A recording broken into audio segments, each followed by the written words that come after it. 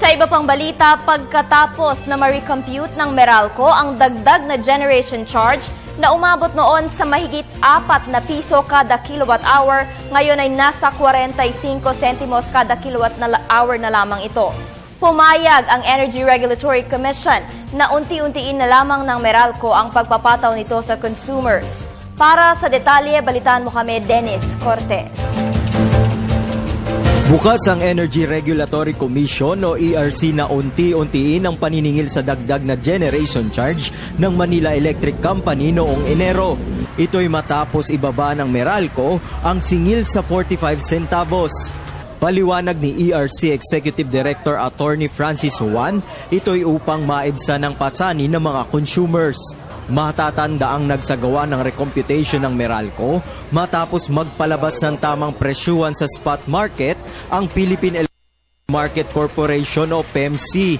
Sa recomputation ng Meralco, mula sa dating 4.56 pesos per kilowatt hour na dagdag sa generation charge, ibinaba ito sa 45 centavos per kilowatt hour.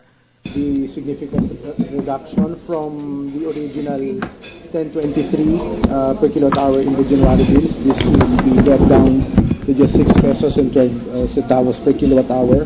From the original 4 pesos and 56 centavos, this is now down to 45 centavos per kilowatt hour. And we're hoping that this will be good news for consumers. This is actually, as far as Meralco is concerned, hopefully a welcome development as well for the customers of Meralco. Una nang inihayag ng Energy Regulatory Commission o ERC na nagkaroon ng market failure sa WESM kasabay ng maintenance shutdown ng Malampaya Gas Facility. Kaya tumaas yung WESM rates during the November and December supply months dahil maraming planta ang for shutdown, nataon pa na yung Malampaya ay naka-shutdown din. So maraming nangyari, nakakaiba. Na hindi na ngayon nangyayari. Differently nung ni-recalculate yung market.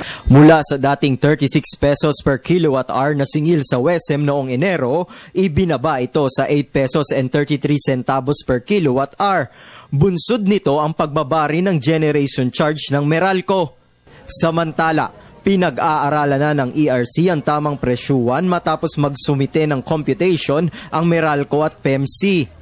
Siniguro naman ng ERC at DOE na pananagutin nila ang nasa likod ng power rate hike habang patuloy ang isinasagawang imbestigasyon. Para sa Telebisyon ng Bayan, Dennis Cortez.